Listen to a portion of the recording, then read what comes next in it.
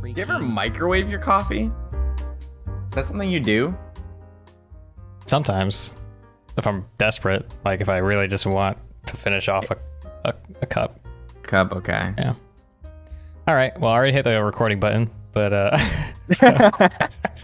right. Welcome back to another coffee break, where a couple of scriptwriters go off script to have a chat. My name is Roland. And I'm Kevin. And today we're just going to be talking about a few different things that have been going on. Going to keep it nice and light, but try to keep it interesting. But of course, to get the show on the road, we have to talk about coffee and what we're drinking today. So, Kevin, why don't you go first this time? What are you drinking today? Let's see the cup. Today, I have classic black coffee in my black mug, and it's very cold. Yeah, we got a little bit of a late start today, so we're probably going to be drinking some colder coffee. What kind of coffee? Lukewarm. Just drip? Yeah, it's just the K-cup stuff again, man. Soon we're gonna get the drip stuff started. Very soon. Please, for the love of God. I was at Target today, and I knew I was forgetting something, man. I could have just bought I could have bought it today. Oh my God. So for context, Kevin is just getting started in, brewing proper coffee. He's been on the K-cup stuff for such a long time. Yeah. He's yearning to actually have good coffee. No offense to any K-cup drinkers. It's a coffee adventure. I'm learning. Yeah. So he's all hooked up with a couple of starter stuff, and now he just needs the actual drip coffee brewer. Yep. I'm also doing some drip coffee that I made, but new mug. Look at that. It's backwards on camera, but it is a official coffee break mug that is actually in revision right now. This is the prototype, you can say. The actual one is going to look exactly the same, except have a semicolon at the end here. But yeah, we thought it would be fun to have a little bit of merch, maybe down the line. So, Kevin and I like it. Yeah, I like it a lot too. The logo came out really nice. So, maybe down the line in a week or so, we'll let you guys know about it, and if you'd be interested in checking it out. I'm still waiting for mine. Yeah. So it's a long process. It said it's gonna be here in like a week, and it's at the Orlando shipping facility here. It says, so I gotta wait. Maybe next podcast. All right, so let's get into it. First thing we're gonna talk about is the new deal between United Airlines and the aircraft startup Boom, which is trying to create a supersonic aircraft in the footsteps of the Concorde to allow for supersonic travel. Pretty big deal too. So United signed up for 15 aircraft to begin with. Price at, I think, $200 million per aircraft. And then they also signed a contract for 35 more if the first 15 go well. It's a big deal. This is if this goes through well, I feel like this could, revolutionize travel down the line for us. It's insane. Yeah. So some of the statistics that I was reading about for this kind of aircraft is, well, supersonic, for those who might not know what that means, is it will travel faster than sound. The airplane will create a sonic boom when it reaches supersonic speeds. So one of the concerns actually with this new aircraft, or this new rendition of an aircraft, is the sound pollution from these kind of planes taking off. There's some concern there. I heard there was a ban a long time ago for it as well. It was making, there was so much sound pollution back in the day that it was banned at one point. Yeah, apparently you're not allowed to, or aircraft needs to be either above the ocean or high enough so that the sound from a sonic boom, won't impact any or disturb any citizens, or be a minimal impact on citizens down below. So that's a concern, as well as the fuel consumption for a plane like this. So the British Airways created 50 years ago, created a supersonic plane called the Concorde, and it was known as extremely, I want to say, inefficient, because it was a gas guzzler. Yeah, did you read about that? Saw that, and I'm interested to see how what these guys end up doing, because I think their goal right now is this 100% sustainable, fuel resource that they were talking about. Mm-hmm. And yeah. I just want to see if they're actually able to accomplish that. That's a pretty hefty goal. Yeah, I'd be, especially with the delivery dates that they're providing, like United, for example. Right. They want to have, I think they said they want to have all 50 planes delivered by 2029, which seems like a long time, but 8 years in terms of this kind of... I mean, I thought in 2025 they're supposed to at least have it like functional, and then yes. 2029 is like they want people to be able to go on them like regularly. Yeah, I think you're right. I think that is the timeline. So 2025 is when it's out of development essentially, and it's in the hands of United. So that's hefty, man. That's crazy to think, like, you're going from, and some more stats to throw your way. You might have read about this, how like if they achieve this supersonic or in developing a sustainable prototype for a supersonic jet, it will cut the times for most flights in half. So you can go from New York to London in 3.5 hours, which is insane. It's crazy. Yeah, that's crazy. It's nuts. And the goal for Boom, the company that's doing all this development, is they want to allow that kind of travel for everyday fare prices. So imagine being able to go to Japan for a weekend, 6 hour flight over the Pacific for $200. It's so much more feasible, It's insane. It's great, You can get all your waifus and stock up on anime over there, Kevin. Then come back. Yeah, and then come back all in the same weekend. It's interesting though, because it seems like the planes are a lot smaller. They're only going to be carrying like 70 to 90 people. It's a lot smaller than some of the commercial aircraft we see nowadays. So I really am interested to see how many people even trust it at first. Like I wonder what the flight experience is going to be like. Yeah, I think that's a good question. Actually, I didn't really think about that. How many people actually trust the aircraft beforehand? Yeah, it is incredibly it is definitely smaller, like you said, 70 to 90 people, and they actually showed I want to say, what is it? Like a visualization of what the cabin would look like, and it's just 2 rows of seats, single seats down the side. So it actually looks great. I would actually love to sit in that plane, because you don't have to worry about anyone shoving your elbows or anything. Get a window seat and an aisle seat in one. Sign me up. But that plane ride, man. I'm so curious what it's like flying at that speed, and how like the effects on your body and how you feel it. Like it's got to be intense, right?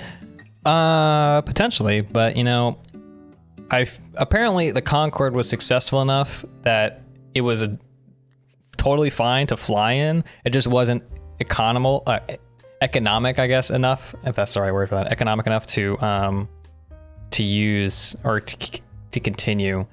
And cost efficient. Yeah, it was. Yeah, exactly. It wasn't cost efficient. It wasn't energy efficient. So I'm assuming. Design. Yeah, exactly. Yeah, terrible design. No, I think if Boom can at least tackle those 2 things, and I think they'll have a revolutionary product. That I don't fly that much, but I can see myself flying a lot more if I don't have to spend 16 hours in a plane just to go on vacation. Oh yeah, I mean it makes it so those really far destinations you could travel to and so much faster. So like, why not go take a weekend trip somewhere and be able to come back and not spend half the time sitting on a plane? What's the farthest you've traveled? So the farthest I've been is Australia, and those flights were two flights all the way there. I stopped in Qatar and then flew from Qatar to Australia, and they were about 12 or 13 hours each. Oh my god. Yeah, and they were back to back. So I got off the plane for about an hour in between, and then I hopped back on the next flight, and not the best experience, but definitely I would do it again. I would do it again to go back over that way. Sounds grueling. I don't like flying. I don't like. I'm not scared of flying. I find it extremely uncomfortable. So I don't do that much. But I also have never been out of the country, which kind of sucks. I think the international flights are a lot different too, because you're flying on such a bigger plane most of the time. Oh really? Oh, I didn't know that. Yeah. So with the plane being considerably bigger, you don't feel a lot of the same like turbulence you might in some of the smaller planes. Going from state to state, and then on top of that, you have better quality meals. Usually, like the flight attendants are more attentive, better entertainment systems in the plane. So there's a lot more than just regular, flights that we take for granted here. They're definitely better internationally, at least in that regard.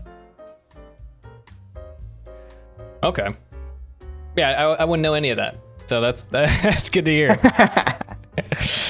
But yeah, I'm excited to see where Boom goes with it. I wish that I hope they're successful, because I think their goal, as they've said, is to deepen the bonds between human connection via this kind of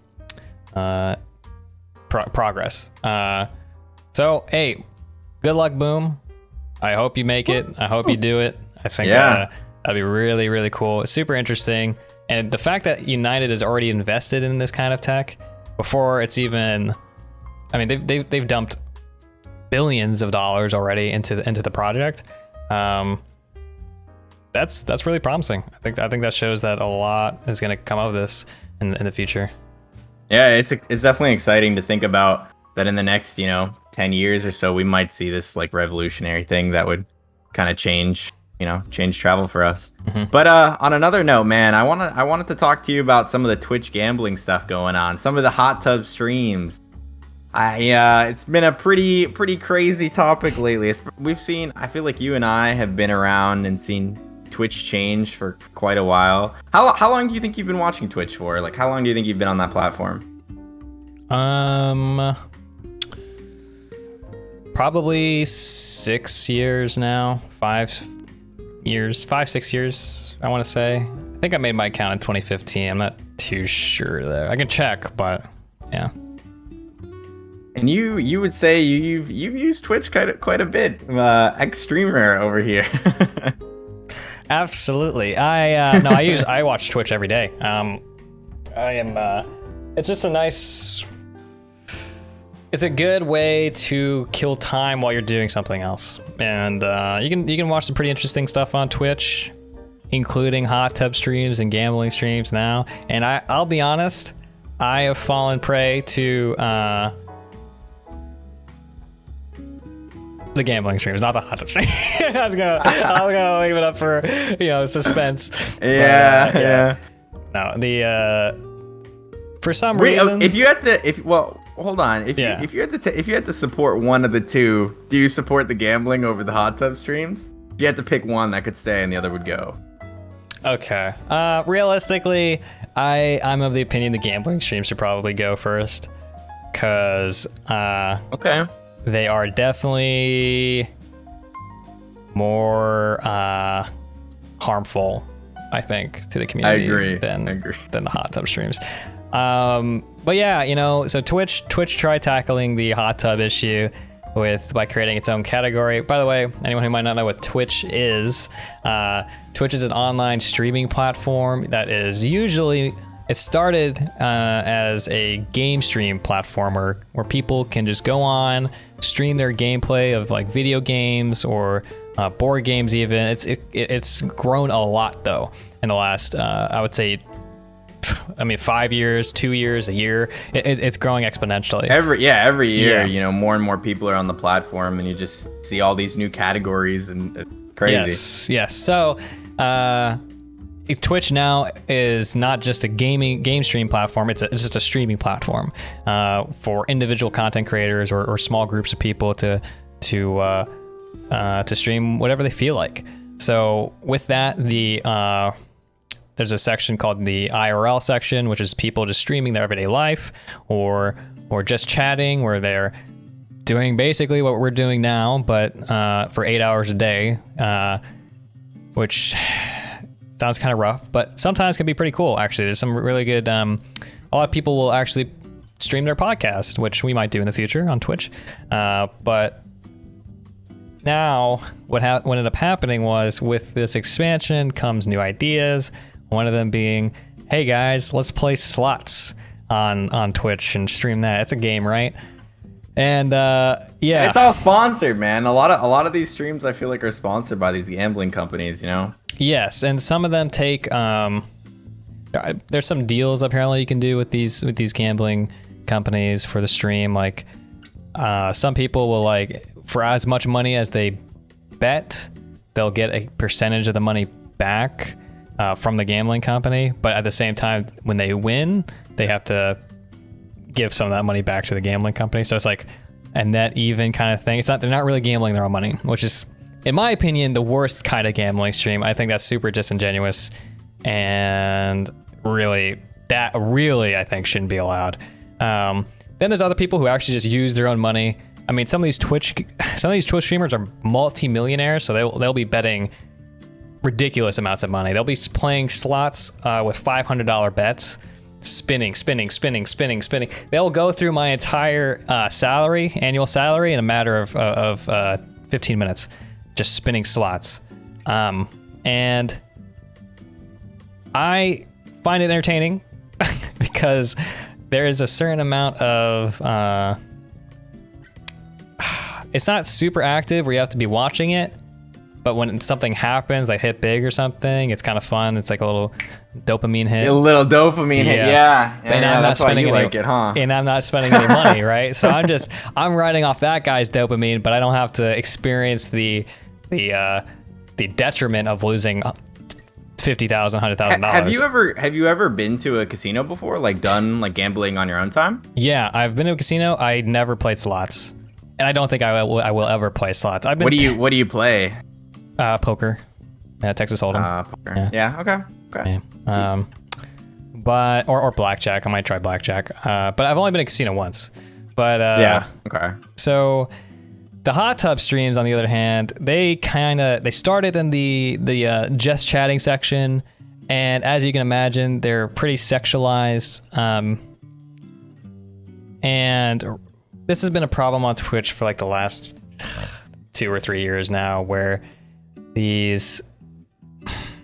So it's almost always been an ongoing struggle, like tackling some of the, these sexually explicit streams in general. Yeah, yes and no.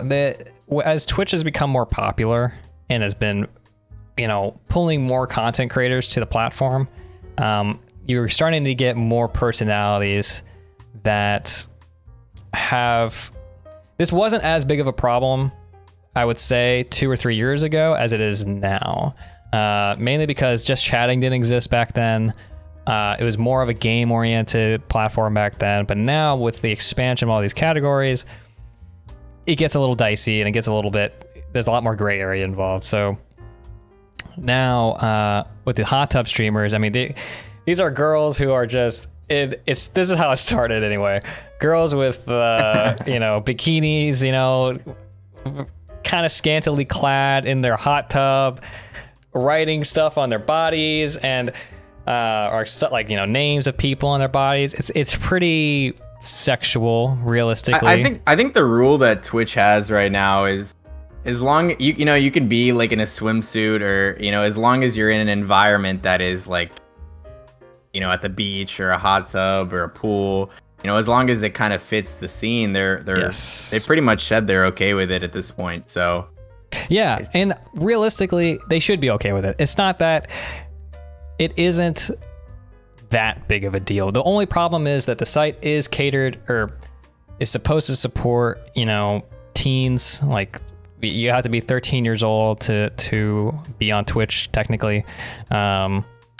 So there is a problem where I think I'd be extremely uncomfortable if a 13-year-old decided to do a hot tub stream. That would make me extremely uncomfortable, and that is a problem that I can see coming up for Twitch. Wow. Pretty soon. I didn't even think about that. Yeah. So that's one thing. At the same time, there is like an 18 plus tag for these streams, which I hope I hope these hot tub streamers are at least, taking advantage of that. Because if we're being honest, they know what they're doing. Realistically, you can't really pretend like you don't. I mean, sex sells, man. At the end of the day. And at the end of the day, that should be okay.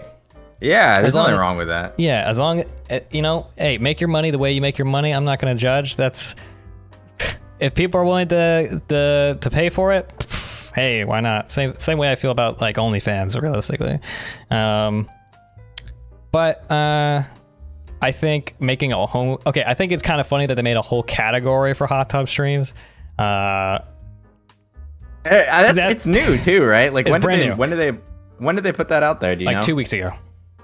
Really? Like wow, very really recently. New. Yeah, very. Yeah, okay. It was in response to all these people saying, "Hey, what the hell is up with these hot tub streams? We got to do something about the hot tub streams." So Twitch is like, "Okay, we'll make it its own category. Take it away from just chatting." And I think that was actually pretty effective. I think it's funny, but I think it was pretty effective for the most part. One other thing, actually, that you might have heard about is the diversity tags that Twitch is coming out with. Oh no! I didn't know that. Now that is that's a can of worms. They're introducing like 300 or 400 new tags for your stream to identify yourself, and it's a bit questionable because so how would this feature work? Like, based on these tags, is this something that the user can just kind of look up and like in the search bar, like based on what they want to watch?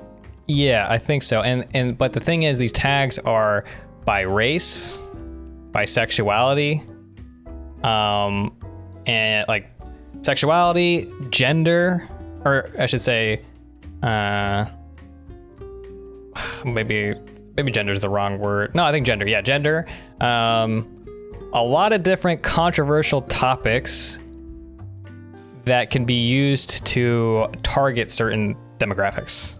So one problem that actually is happening right now is a lot of transsexual streamers that are using the transsexual tag, these new tags.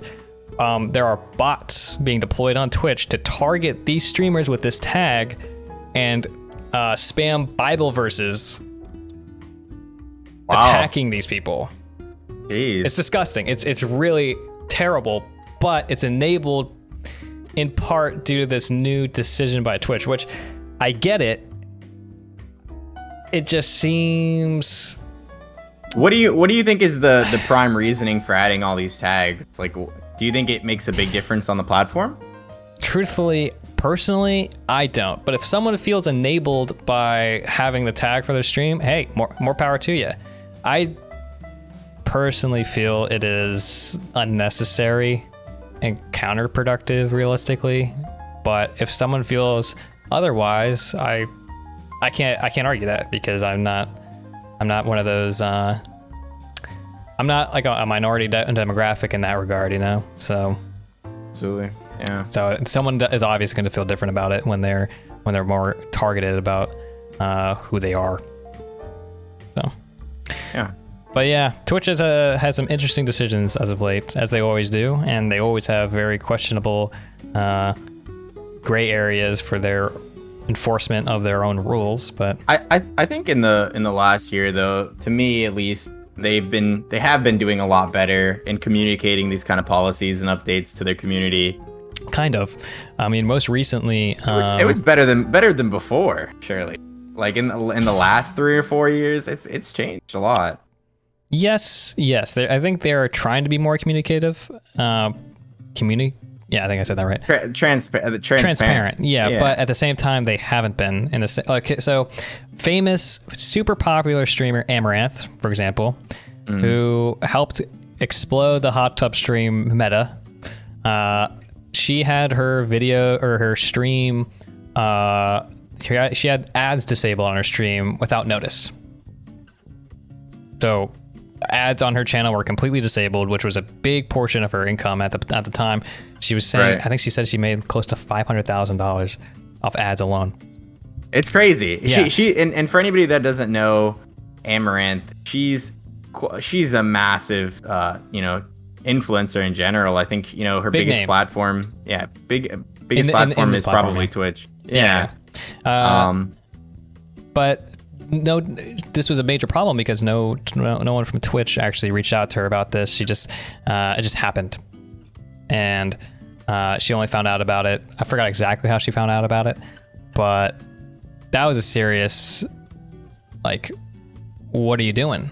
If you're going to say that you're going to be transparent about your decisions and try to be more supportive of your creators, and then how do you go and take that away from somebody without notice? Like, and especially when it's such a significant part of that person's revenue, like that's their livelihood at stake. Yeah, in some sense. So Twitch is doing better, but in my opinion, they could be doing even better. Like, they're kind of doing, I don't want to say the bare minimum, but it feels like it at times, for sure. So I understand that, yeah. But I think that's enough about Twitch streams and I guess this particular topic. Let's talk about the housing market and this potential. A lot of people are speculating maybe a bubble here. I'm interested actually to hear how you feel about that. I mean, now that you're going to be a homeowner soon, congratulations, by the way. I think that's amazing. But Appreciate with something like that, a speculation of a bubble, does it make you second guess yourself? Oh yeah, constantly. Okay. I've been hearing about this housing bubble for a long time though, and from the research that I've done, from what I've seen, no one knows what the hell is going on, realistically. And this is something I've talked about with so many different people, and the more I look into it, the more I realize this situation that we're in is more likely here to stay than it is to pop. And that's how I feel, honestly, and I almost have FOMO in my own regards, man, because if it is here to stay and down the line in a few years I want to buy a place for myself, it's kind of scary to think about the prices being even worse than they are now, to buy. It's crazy. Yeah. And that is a major, that's actually what was part of the driving force for me as well, because I was tempted to wait it out. I mean, I'm not in any real rush. There's no need for me other than the mental need, I guess you could say, to get my own space. But it's not necessary. It's not absolutely necessary for my survival. So I could have waited, but I'm also scared that, hey, what if I wait 6 months and now prices are up even another 15%? What the hell? Why didn't I just buy? So you'd rather be in. You'd rather just be in and right. Because at the end of the day, most real estate will just appreciate in 5 years anyway. So I mean, a lot of people try to compare the current housing market to the 2008 housing bubble and the Great Recession. Do you remember what caused the Great Recession? The Great Recession? Tell us about it. Okay, so the Great Recession occurred in 2008. Did you ever watch the movie The Big Short? I'm gonna be honest. I saw that movie a really long time ago. I feel like I should know what what caused it originally. But I know. I mean, obviously, I know everything went to hell. Yeah. Do you remember that period of time? No, I think I was still too young at this point in my life to really like personally have any effect on it. I would have been too young, but I know that it didn't make a drastic impact on my life, fortunately. Do you? I mean, do you feel like it? Like, do you remember this time specifically in your life? Yeah, I would say so. It didn't, like you said, it didn't affect my family as much as it did others, but I did notice the effect it had on people around me. And I also noticed that things were a bit more tense just generally, interacting with people. Even it's a certain tension of things going to hell economically that is you can't get away from.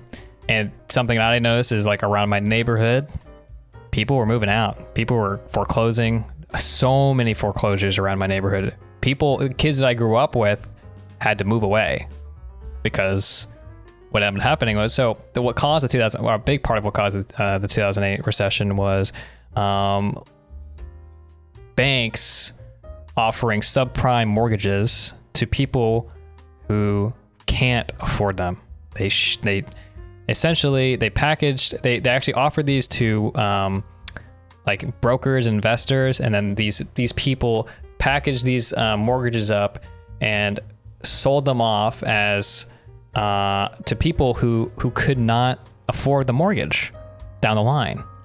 And that basically came to a head in 2008. This started in like 2006, and then I actually didn't know that was the primary cause behind it. I thought it had to do with a supply and demand just being crazy, but I guess not. Yeah. No. This was it's almost basically a scandal, and it wasn't just America.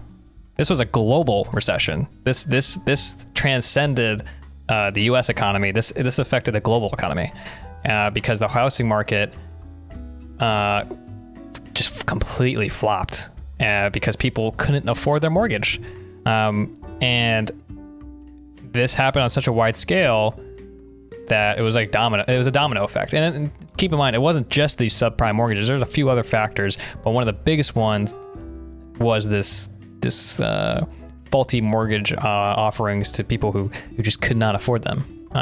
And so but also it was part of the fact that they had adjustable rate loans. So an adjustable rate loan can imagine like you get a loan, get a mortgage, right? Let's say, and you're having to pay 1% on that mortgage, okay? For the first year, all right? That's a great rate, by the way. That's amazing. But then in 2 or 3 years, the bank decides, oh, by the way, we're gonna change the rate for your mortgage to 6%. It's a massive difference. That's, from what I understand, essentially part of what happened to these people. So imagine you can't, not only is and on top of that, their houses were, because so many people were foreclosing on their houses and these lenders were going bankrupt because people couldn't pay their mortgages. People couldn't pay, yeah. Housing prices were going down. So on top of the fact that you're losing equity on your house, now your mortgage costs are going up. So you're losing money in 2 different ways. And that just blew up the economy. So it sounds like I need to watch The Big Short again. Oh yeah, or just read an article. Like there's an Investopedia article on the 2008 recession. That's what if I'm being honest, that's kind of how I caught up on this before talking about it. But Big Short is actually a great movie to actually learn about what happened. It's with the guy from Batman. What's his name? Who's the actual actor? Oh, I know who you're talking about. And now, whenever someone asks, I want to say Bruce Wayne, but that's Batman. I was. Whenever someone asks me the name of an actor, I know the actor, and then the face. Like, the face comes to mind. Yeah. Christian Bale. Christian Bale. Okay. Yeah. And also, Steve Carell was also in. It's Steve Carell. So Michael from The Office. Yeah. Right. Anyway, back to what we were talking about. That is what caused the 2008 recession, a big part. And that's not in today's bubble. That doesn't exist. So when people compare the two, it's really hard because now banks are a lot more strict and serious about giving out mortgages to people who they know can afford them. And I had to go through kind of a rigmarole just to get that situated myself. So the subprime mortgages that were occurring in 2008 don't really exist today. So when people compare the two, like, oh, this reminds me of 2008. It's different. Not as volatile, not as easy to pop. So that's my response to people who say, Roland, you shouldn't buy a house now because it's gonna pop. We're in a bubble. I think there's a way. I mean, regardless in whatever market, I mean, you know, whether you're talking about stocks or the housing, people are always speculating about some kind of bubble. True. Hear it all the time. How much of this do you like with the housing market? You know, the price is increasing so much. How much do you attribute it to inflation? It's a good question. I don't really know. I think I wouldn't be surprised if a decent amount is from inflation. Especially, a lot of people are saying it's due to the stimulus checks and the unemployment pay. So basically, all this new money that's coming into the hands of the people is increasing prices across the board for everything. I don't know how much I buy that. A lot of money being printed, Roland. Yeah, that's for some reason a lot of people think that the money is being printed, right? It's not coming out of the reserve or anything. It's like, nope, that's not how it works. When I visually picture this, whenever anybody talks about it, I literally think of just a giant printer. And they have one room, and it just keeps going. Just it just single doesn't dollar stop. bills, just yeah, it just keeps running. It doesn't ever end. Yeah, no, that's a great way to crash the economy, just printing out money. So that's not we're all gonna have to pay that money back one way or another. So this is something that we have to tackle. Do you think we might see that in? Do you think we might see that in like higher taxes coming forward in the next few years? Like what do you speculate how we might see it come back to us? Well, like how the Biden administration has said, their plan is to tax the rich, baby, and that's that's actually a big part. And funny enough, I think was it the UN? No, something 7. A panel, an international panel, is working together on international tax reform to tax the rich. That just came out. I think that news was released either today or yesterday. So it's a serious thing. It's something that's getting international or global attention at this point, where people are realizing, hey, why am I paying more taxes than Amazon? What the hell's going on there? So I think there's going to be a lot of pushback for this. This is going to be a long thing, a long process to see like true taxes come out to the rich.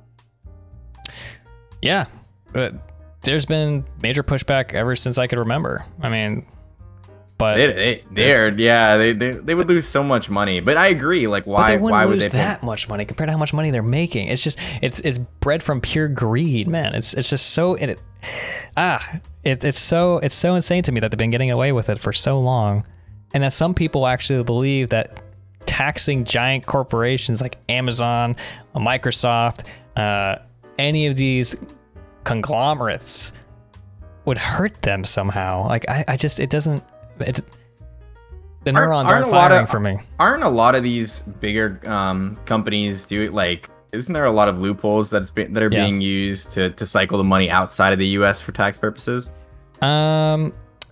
Yes. From what I've read, the idea of like Swedish banks and stuff like that, or Swiss Watch banks. Wolf of Wall Street enough times, right? Yeah, like that's kind of like a myth, because there's still like international laws to be applied. I forgot. It's not as easy as like, oh, if I send my money to a Swiss bank, I'm good. Obviously not, but I think there are ways to get around a lot of taxes in the U.S. Yeah. Oh, absolutely. I mean, these companies have been getting away with it for decades, you know? So I think with the tax plan that's coming out, that will help fund the stimulus checks that we've seen, and like just the economic stimulus that we've seen for the last year or so, and kind of help. I'm hoping for the student loan cut. That's a lot what of people want. are. Yeah, a lot of people are, and that'd be nice. That'd be good. I think that would make a lot of people's lives livable, realistically, because some people are just buried. Crazy thought. Yeah. It's kind of tragic.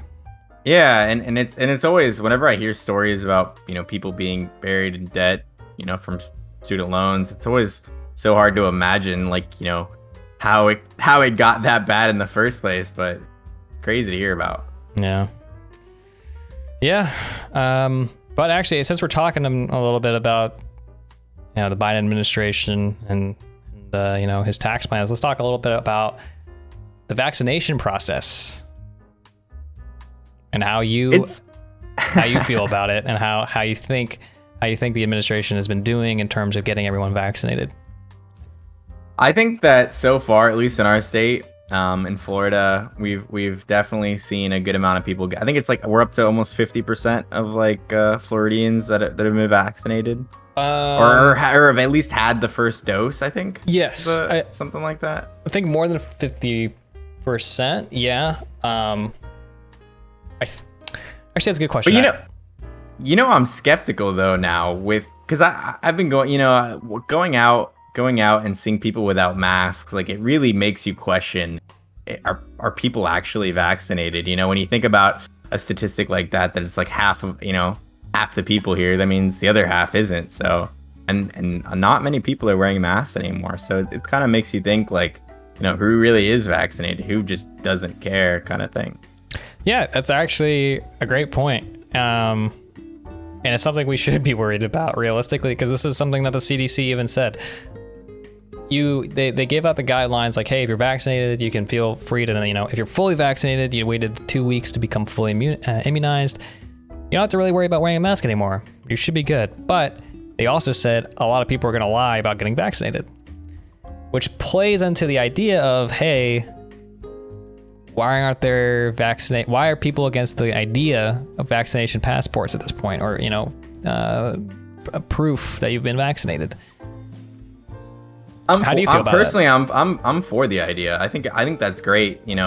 Having some kind of vaccination passport, or some kind of proof to show that you have been vaccinated. I think that'd be great. Do you think the government should be able to regulate whether private businesses can accept a vaccination passport to deny entry? I disagree with that, unless it's some kind of government related activity or business or whatever Let's say like a bar. But I think a private bar, a bar, private bar. I think they should be able to decide for themselves based on if people come up to the door and want to show a card or not, and let them in based on that. I don't see why not. I think that they might not do it because they could potentially lose a lot of business, and it might not be worth it to them, when it seems most employees are still wearing masks and are still protected in that regard. Protected. Or not protected, right? Yeah. They're protecting us, but no one's protecting them at this point. Yeah, I misspoke, but I think that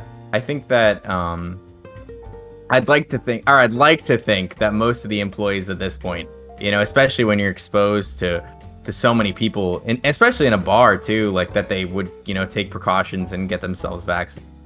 Yeah. Hopefully. Well, I mean, so the Florida governor, Ron DeSantis, is actively fighting and trying to outlaw the idea of vaccination passports for private businesses, which I agree doesn't really make sense given the fact that they're private businesses and should not be affiliated with the government sector at all. So I don't get the idea there, but I agree with you. Vaccination passports, I think, would be a good idea, because, like you said, you don't really know who is vaccinated and who's not, and who's lying about it.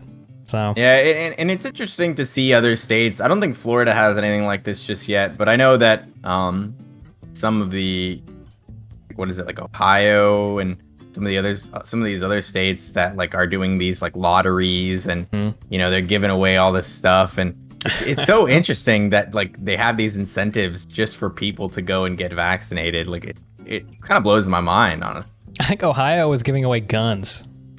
Is that what they were giving away? They were giving away guns? Because either Ohio or some other state was yeah, I heard about that. Yeah, this is wild. Like, all right. I should imagine you get like they give you like an AR. You get your vaccine, they hand you like a rifle, like, have a good day, sir. That's just thanks, man. You won the lottery. You gotta buy your own bullets though. That's where the real pricey stuff comes in. Yep. It's crazy, man, because on top of that, I guess you work remote, but even where I work right now, seeing people without masks. There's not any way to tell how they're enforced at all. Like, I mean, they're not enforced anymore in a lot of places. Masks are pretty much voluntary in most places that I've been to as of late. I still wear a mask just because most of the time, because I feel comfortable. But I mean, I don't know. Like, do you find yourself wearing a mask now that you're fully immunized? I find myself not really wearing a mask as much anymore. I do occasionally, but much less than before. I feel pretty comfortable being vaccinated. I'd like to rely on that. Yeah, I hope the CDC is right. Yeah, so I mean, and hey, I've been fine so far, cross my fingers. But yeah, I find that even amongst our friend group, it seems like most things have come back to normal in that regards, with less people wearing masks now. Yeah, at least that's what it seems like. And everyone we know has been fully immunized at this point, so yeah, for good reason. Yeah, I actually applaud the way the vaccinations have been handled so far. I think they've been doing a great job. And I mean, one of the milestones that we hit was, I think, in the first 100 days of the new administration, I think he managed to get 200 million shots out into people's arms, which is extremely impressive. That's a big accomplishment, right? Yeah, originally he said his goal was 100 million. And he upped the goal once they hit 100 million. He's like, okay, we're gonna go for 200 million. So I think he either got really close to reaching that goal or he did. So good on him. Good on the new administration. I think they're doing good. Still some stuff to work out in terms of other policies, but in terms of handling the vaccine, I think most people should be impressed. I agree. I think that right now more than ever, especially with some of these new incentives, I think that at least I'm hoping people are getting vaccinated. Yeah, get vaccinated. I really am. Everyone get vaccinated, please. Please. One thing that's interesting, I've had people bring up to me that aren't vaccinated actually, are the long-term effects. Do you know anything about that? Like, have there really been studies so far based on like long-term effects of some of these shots? Do you know anything about that? You're saying long-term effects of the vaccine itself? Yeah, I think that's some people are skeptical about getting the shot based on so-called not enough research, right? Research based on like these like longer-term effects. The idea. Okay, I'm just gonna be honest with you. The idea that people are using that as a rationalization to not get the shot does not make sense to me, because now you're saying, hey, I'd rather risk dying from COVID than trusting a world acclaimed group of scientists who have dedicated their lives to producing things to save our lives. Because of I don't even know why you would even think of. I get that. I guess I get that. Like, oh, I'm trying to think of the long-term effects. But what is warranting that? Like, what expertise do you have to warrant that kind of thought process over somebody who's dedicated their entire life to studying this kind of stuff? And I'm with you 100% on that. I think it almost makes me like I think of it's like irrational, honestly. It is. You're absolutely right. Sorry, I'm getting excited, but like, because it just doesn't make sense to me. Because now you're saying I'd rather risk me dying now than me dying in 15 years. How does that make sense? Like, do you inspect your brake? Do you inspect your brakes on your car every time you get into your car, or do you trust the mechanic that made the brakes? What? Like, I don't know. Yeah. That rationalization of not getting the shot is just disrespectful, in my opinion, to the scientific community, and I just don't buy it. I think there's other stuff going on. I don't know if they're being contrarian on purpose or what, but it's not a valid reason not to get the shot. There really is no valid reason unless you actually have a medical reason to not get the shot. That's the only way, in my opinion.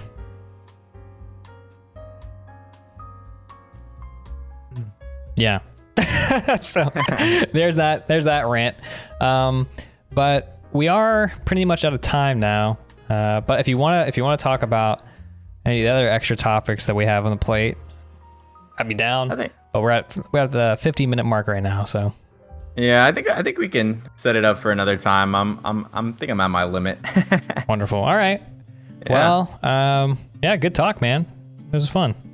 Yeah, definitely some interesting topics covered. I'm excited for this overlay. We're now gonna have this new. I guess you'll see it on YouTube. YouTube only, obviously. So if you're listening on the podcast from Spotify or one of the other podcast websites or apps, sorry, no treats for you. But you can go always check it out on YouTube. Yeah. Take a peek. You get to see the webcams as well. Yeah, actually true. But that's where we're going to wrap it up. Really appreciate everyone listening. We've been receiving so much support and so much kindness. It's been amazing over the last, with the last episodes and everything. We really do appreciate everyone who listens and gives us feedback. And if you ever want to leave feedback, the YouTube channel is the best way to do it, or reaching out to me or Kevin personally. If you have any ideas, or if you would actually want to see some topics covered, maybe an episode idea, please let us know. We'd love to hear it. But once again, thank you for spending an hour with us on your coffee break, and we hope you join us for another one soon. Catch you later, everyone. guys.